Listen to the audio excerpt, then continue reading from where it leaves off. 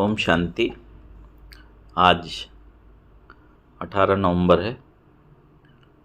सोमरस पिलाने वाले मीठे बाबा की मीठी मुरली आज सुनेंगे। सोमवार का दिन। मीठे बच्चे, बाप है अविनाशी वैद्य, है ना। बाबा का एक नाम वैद्यनाथ भी है। तो बाबा है अविनाशी वैद्य, जो एक ही महामंत्र से तुम्हारे सब दुख दूर कर देता है। वैद्य का क्या काम होता है? दुखों से राहत दिलाना। तो बाबा भी वही करता है, एक ही महामंत्र से तुम्हारे सब दुख दूर कर देता है। आज की मुरली से प्रश्न है, माया तुम्हारे बीच में विघ्न क्यों डालती है? कोई कारण बताओ, क्यों विघ्न डालती है माया?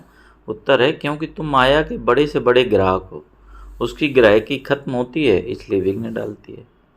दूसरा है, जब अविनाशी वैद्य तुम्हें दवा देता है तो माया की बीमारी उथलती है, इसलिए विघ्नों से डरना नहीं है। मन मना भाव के मंत्र से माया भाग जाएगी। एक ही महामंत्र बाबा देता है सभी दुखों से निजात दिलाने वाला महामंत्र, मन मना भाव का। ओम शांति। बाप बैठ बच्चों को समझाते हैं, मनुष्य मन की शांति का हैरान होते हैं। रोज कहते भी हैं ओम शांति, परंतु इसका अर्थ न समझने के कारण शांति मांगते ही रहते हैं। कहते भी हैं कि आई एम आत्मा, अर्थात आई एम साइलेंस, अर्थात हमारा स्वधर्म है साइलेंस। फिर जबकि स्वधर्म शांति है तो फिर मांगना क्यों? अर्थ न समझने के कारण फिर भी मांगते रहते हैं। तुम समझते हो ये रावण राज्य है, परंतु ये भी नहीं समझते हैं कि रावण सारी दुनिया का आम और भारत का खास दुश्मन है, इसलिए रावण को जलाते हैं। ऐसा कोई भी मनुष्य है जिसको कोई वर्ष वर्ष जलाते हों? इनको तो जन्म जन्मांतर कल्प कल्पांतर जलाते आए हैं, क्योंकि ये तुम्हारा बहुत बड़ा दुश्मन है। 5 विकारों में ही सब फंसते हैं। जन्म ही भ्रष्टाचार से होता है तो रावण का राज हुआ। इस समय अथाह दुख है, इसका निमित्त कौन है? रावण। ये कोई को पता नहीं दुख किस कारण होता है। ये तो राज्य ही रावण का है। सबसे बड़ा दुश्मन यह है, हर वर्ष उसकी एफजी माने उसका पुतला जलाते हैं। दिन प्रतिदिन और ही बड़ा बनाते जाते हैं, क्योंकि दुख भी बढ़ जाता है। इतने बड़े बड़े साधु संत महात्माएं राजाएं आदि हैं, परंतु एक को भी पता नहीं कि रावण हमारा दुश्मन है, जिसको हम वर्ष वर्ष जलाते हैं और फिर खुशी मनाते हैं। समझते हैं कि रावण को मारा, हम लंका के मालिक बने, परंतु मालिक बनते नहीं हैं। कितना पैसा खर्च करते हैं। बाप कहते हैं तुमको अनगिनत पैसे दिए, सब कहाँ गंवाए। बाबा कह रहे सतयुग में इतना भरपूर किया, वो पैसा कहाँ गया? तो बाबा कह रहे सब इन्हीं सब कार्यों में, भक्ति में, दिखावे में, मूर्तियों में, इसमें सब गंवाए। दशहरे पर लाखों रुपए खर्च करते हैं, रावण को मारकर फिर लंका को लूटते हैं। कुछ भी समझते नहीं, रावण को क्यों जलाते हैं। इस समय सब इन विकारों की जेल में पड़े हैं। आधा कल्प रावण को जलाते हैं क्योंकि दुखी हैं। समझते भी हैं रावण के राज्य में हम बहुत दुखी हैं। ये नहीं समझते कि सतयुग में ये 5 विकार होते नहीं। यह रावण को जलाना आदि होता नहीं। पूछो ये कब से मनाते आए हो? कहेंगे ये तो अनादि चला आता है। रक्षाबंधन कब से शुरू हुआ? कहेंगे अनादि चला आता है। तो ये सब समझ की बातें हैं। मनुष्यों की बुद्धि क्या बन पड़ी है? न जानवर हैं न मनुष्य हैं, कोई काम के नहीं है। माने इतनी गिरावट आ गई बुद्धि में, है ना। मनुष्य की बुद्धि जानवर जैसी भ्रष्ट हो गई। तो है तो शरीर मनुष्य का, लेकिन कर्म जानवरों जैसे हैं। तो बाबा ने बोला कि मनुष्यों की बुद्धि क्या बन पड़ी है? न जानवर है न मनुष्य, कोई काम के नहीं। स्वर्ग को बिल्कुल जानते ही नहीं, समझते हैं बस यही दुनिया भगवान ने बनाई है। कौन सी? जो दिखाई दे रही है। इसलिए गीत भी गाते हैं ना, कैसी दुनिया बनाई। भगवान थोड़े ही दुख की दुनिया रचता है, भगवान तो सुंदर सतयुग रचता है। दुख में याद तो फिर भी भगवान को करते हैं, हे भगवान इस दुख से छुड़ाओ, परंतु कलयुग में तो सुखी हो न सके, है ना। यहाँ सुखी हो जाए तो फिर कलयुग का फिर इसका ही नाम सत्ययुग हो जाए। तो बावन बोला दुख तो जरूर भोगना ही है, सीढ़ी उतरनी है नई दुनिया से पुरानी दुनिया के अंत तक। सब राजबाप समझाते हैं, बच्चों पास आते हैं तो बोलते हैं कि सब दुखों की दवाई एक है, अविनाशी वैद्य। 21 जन्मों के लिए सबको दुखों से मुक्त कर देते हैं। वह वैद्य लोग तो खुद भी बीमार हो जाते हैं। ये तो है अविनाशी वैद्य, ये भी समझते हो। दुख भी अथाह है, फिर सुख भी अथाह है। बाप अथाह सुख देते हैं, वहाँ दुख का नाम निशान नहीं होता। कहाँ पे? सतयुग में। सुखी बनने की दवाई है। क्या दवाई है? सिर्फ मुझे याद करो तो पावन सतो प्रधान बन जाएंगे, सब दुख दूर हो जाएंगे। कितना सरल पावन मार्ग बताया। बावन बोला फिर सुखी सुख होगा। गाया भी जाता है, बाप दुख हरता है सुख करता है। आधा कल्प के लिए तुम्हारे सब दुख दूर हो जाते हैं। तुम सिर्फ अपने को आत्मा समझ बाप को याद करो। आत्मा और जीव दो का खेल है। निराकारी आत्मा विनाशी है और साकार शरीर विनाशी है ना। कुछ दिन पहले बावन बोला था ना, चैतन्य और जड़ का खेल है।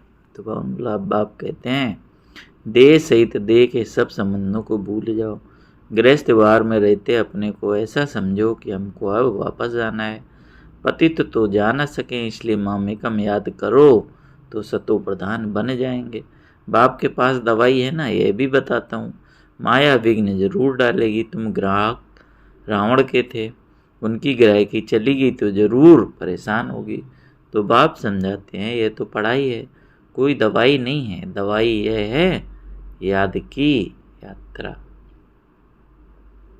एक ही दवाई से तुम्हारे सब दुख दूर हो जाएंगे, अगर मेरे को निरंतर याद करने का पुरुषार्थ करेंगे तो।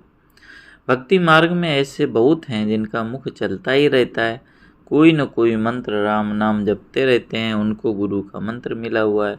इतना बार तुमको रोज जपना है, उनको कहते हैं राम के नाम की माला जपना। इसको ही राम नाम का दान कहते हैं। ऐसी बहुत संस्थाएं बनी हैं। राम राम जपते रहेंगे तो झगड़ा आदि कोई करेंगे नहीं, बिजी रहेंगे। कोई कुछ कहेगा भी तो भी रिस्पांस नहीं देंगे, बहुत थोड़े ऐसा करते हैं। यहाँ फिर बाप समझाते हैं राम राम कोई मुख से नहीं कहना है, यह तो है अजपा जाप, अर्थात सिर्फ बाप को याद करते रहो। बाप कहते हैं मैं कोई राम नहीं हूँ, राम तो त्रेता का था, जिसकी राजाई थी, उनको तो जपना नहीं है। अब समझाते हैं भक्ति मार्ग में सब सिमरण करते पूजा करते तुम सीढ़ी नीचे उतरते आए हो, क्योंकि वह सब हैं अनराइटियस।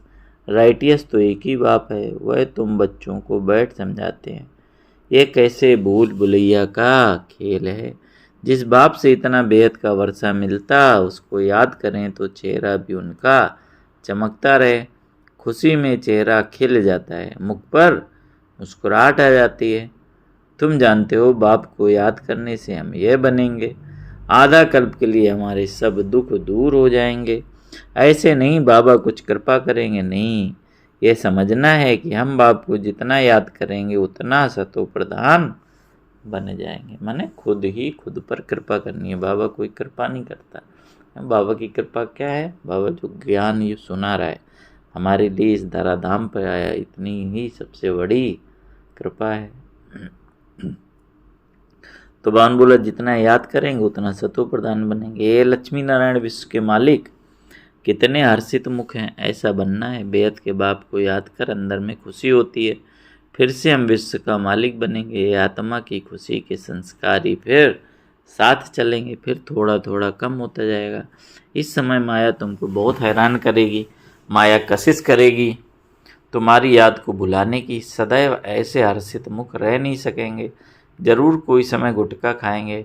मनुष्य जब बीमार पड़ते हैं तो उनको कहते भी होंगे शिव बाबा को याद करो, परंतु शिव बाबा है कौन, है किसको पता नहीं। तो क्या समझ याद करें, क्यों याद करें? तुम बच्चे तो जानते हो बाप को याद करने से हम तमो प्रधान से सतो प्रधान बनेंगे। देवी देवता सतो प्रधान है, उनको कहा ही जाता है डीटी वर्ड। मनुष्यों की दुनिया नहीं कहा जाता, मनुष्य नाम होता नहीं। फलाना देवता वह है डीटी वर्ड, ये है ह्यूमन वर्ड। ये सब समझने की बातें हैं, बाप ही समझाते हैं। बाप को कहा जाता है ज्ञान का सागर। बाप अनेक प्रकार की समझानी देते हैं, फिर भी पिछाड़ी में महामंत्र देते हैं। कौन सा? बाप को याद करो तो सतो प्रधान बन जाएंगे और सब दुख दूर हो जाएंगे। कल पहले भी तुम देवी देवता बने थे, तुम्हारी सीरत देवताओं जैसी थी।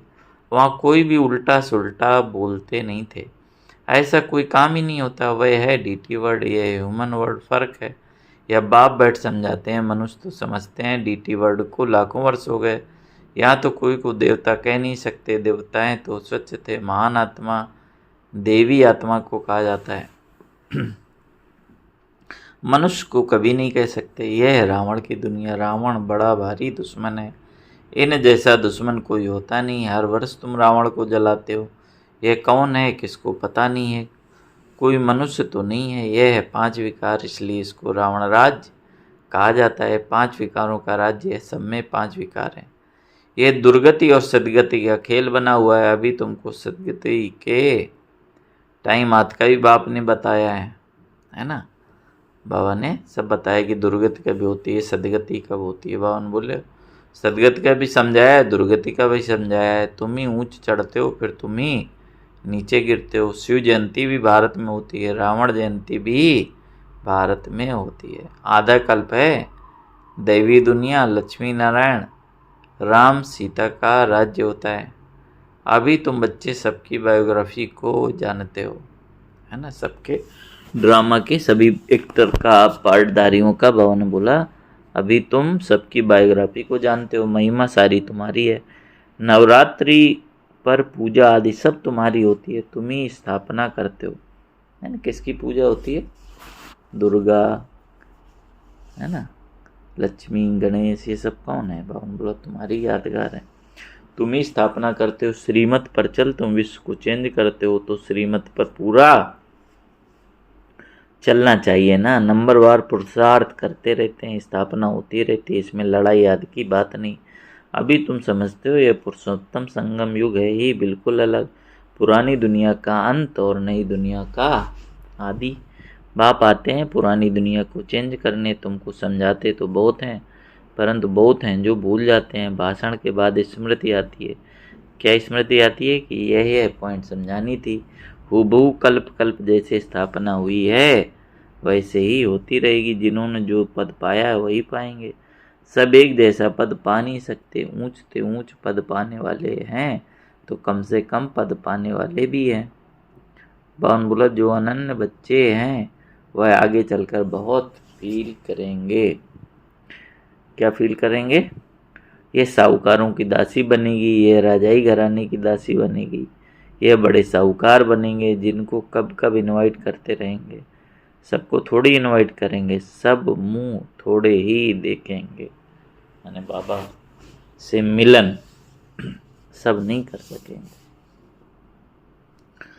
बाप भी ब्रह्मा मुख से समझाते हैं, सम्मुख सब थोड़ी देख सकेंगे। यानी ऐसे ब्रह्मा को भी सम्मुख नहीं देखा। तुम अभी सम्मुख आए हो, पवित्र बने हो। ऐसा भी होता है जो अपवित्र आकर यहाँ बैठते हैं, कुछ सुनेंगे तो फिर देवता बन जाएंगे, फिर भी कुछ सुनेंगे तो असर पड़ेगा, नहीं सुने तो फिर आवे ही नहीं। तो मूल बात बाप कहते हैं मन मना भव।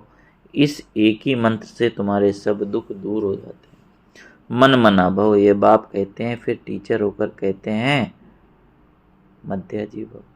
मैंने पिता के रूप में क्या समझाते? मन ही मन मुझे याद करो। टीचर के रूप में समझाते हैं मध्याजी भव। आदि मध्य अंत का ज्ञान बाबा देते हैं। यह बाप भी है, टीचर भी है और गुरु भी है। कुछ दिन पहले आया ना कि सतयुग में जाना है तो बाप, टीचर और गुरु तीनों रूप में ही याद करना है। और अंत में जो आएंगे ना सन्यासी या भक्त आत्माएं, वो केवल गुरु के रूप में मुक्ति के लिए आएंगी। तो इसलिए बाबा ने बोला कि तीनों रूप में ही याद करना है। तीनों ही याद रहें तो भी बहुत हर्षित मुख अवस्था रहे। बाप पढ़ाते हैं, फिर बाप ही साथ ले जाते हैं। ऐसे बाप को कितना याद करना चाहिए। भक्ति मार्ग में तो बाप को कोई जानते नहीं, सिर्फ इतना जानते हैं कि भगवान है, हम सब ब्रदर्स हैं। बाप से क्या मिलना है वह कुछ भी पता नहीं। तुम अभी समझते हो एक बाप है और उनके हम सब बच्चे ब्रदर्स हैं। ये बेहद की बात है। सब बच्चों को टीचर बन पढ़ाते हैं, फिर सबका हिसाब किताब चुकतू कराए वापस ले जाएंगे। इस छीछी दुनिया से वापस जाना है, नई दुनिया में आने के लिए तुमको लायक बनाते हैं। जो जो लायक बनते हैं वह सतयुग में आते हैं। तो बाबा इसके लिए पढ़ा रहा है, लायक बनाने के लिए। जो लायक बनेंगे वह सतयुग में आएंगे। अच्छा, मीठे मीठे सिकलदे बच्चों प्रति माता पिता बाप दादा का याद प्यार और गुड मॉर्निंग। रूहानी बाप की रूहानी बच्चों को नमस्ते। हम रूहानी बच्चों की रूहानी बाप दादा को याद प्यार गुड मॉर्निंग। नमस्ते बाबा, नमस्ते। शुक्रिया बाबा, शुक्रिया। धारणा के लिए मुख्य सार है, अपनी अवस्था को सदा एक रस और हर्षित मुख रखने के लिए बाप, टीचर और सदगुरु तीनों को याद करना है। अगर हमें अपनी अवस्था एक रस और हर्षित मुख रखनी है तो बाप, टीचर और सदगुरु को याद करना है। यहाँ से ही खुशी के संस्कार भरने हैं। वर्षे की स्मृति से चेहरा सदा चमकता रहे। सोचो तुमको कौन मिला है, कौन तुम्हारा साथी है ना। हम कैसी दुनिया में जाने वाले हैं। तो 52 का वर्षे की स्मृति से चेहरा चमकता रहे। दूसरा पॉइंट है, श्रीमत पर चलकर सारे विश्व को चेंज करने की सेवा करनी है। 5 विकारों में जो फंसे हैं उन्हें निकालना है और अपने स्वधर्म की पहचान लेनी है। आज की मुरली से बाबा ने वरदान दिया कि सर्व के प्रति अपनी दृष्टि और भावना प्यार की रखने वाले सर्व के प्यारे फरिश्ता भव। सर्व के प्रति अपनी दृष्टि और भावना प्यार की रखने वाले सर्व के प्यारे फरिश्ता भव। विस्तार है, स्वप्न भी किसी के पास फरिश्ता आता है तो कितना खुश होते हैं। फरिश्ता अर्थात सर्व के प्यारे, हद के प्यारे नहीं, बेहद के प्यारे। जो प्यार करे उसके प्यारे नहीं, लेकिन सर्व के प्यारे। कोई कैसी भी आत्मा हो, लेकिन आपकी दृष्टि, आपकी भावना प्यार की हो, इसको कहा जाता है सर्व के प्यारे। कोई इंसल्ट करे, घृणा करे, तो भी उसके प्रति प्यार व कल्याण की भावना उत्पन्न हो, क्योंकि उस समय वह परवश है ना। तो इसके बाद बोला कोई कैसी भी आत्मा हो, सबके प्रति प्यार व कल्याण की भावना उत्पन्न हो। स्लोगन है, जो सर्व प्राप्तियों से संपन्न है वही सदा हर्षित, सदा सुखी और खुश नसीब है। जो सर्व प्राप्तियों से संपन्न है वही सदा हर्षित, सदा सुखी और खुश नसीब है। तो आज मीठे प्यारे बाबा ने वैद्यनाथ बनकर दुखों से मुक्ति का रास्ता बताया। बाप के रूप में बाबा ने मन बना भाव का मंत्र दिया। टीचर के रूप में मध्याजी भाव का मंत्र दिया। तो बाबा ने बताया कि जो यादगार बना हुआ है रावण को जलाने का, ये कल्प कल्प जलाते हैं, है ना, लेकिन हर बार वो बड़ा ही होता जाता है, अर्थात दुख बढ़ता जाता है ना। तो इसलिए बाबा ने बोला रावण की दुनिया है, दुख की दुनिया है। तो अभी रावण को मारना है, अपने अंदर के रावण को मारना अर्थात अपने 5 विकारों को समाप्त करना। तो इसलिए आज बाबा ने उसकी युक्ति बताई, है ना। जितना बाबा की याद में रहेंगे, बाबा के समीप रहेंगे, तो उस माया की गुलामी से छूट जाएंगे। तो बाबा ने बोला माया के पुराने ग्राहक हैं, माया परेशान करेगी, लेकिन निश्चय बुद्धि विजयंती। बाबा में अगर संपूर्ण निश्चय है तो सफलता हमारा जन्मसिद्ध अधिकार है। तो सबके प्रति शुभ भावना, शुभकामना, रहम दिल की भावना रखनी है। अच्छा, ओम शांति, ओम शांति।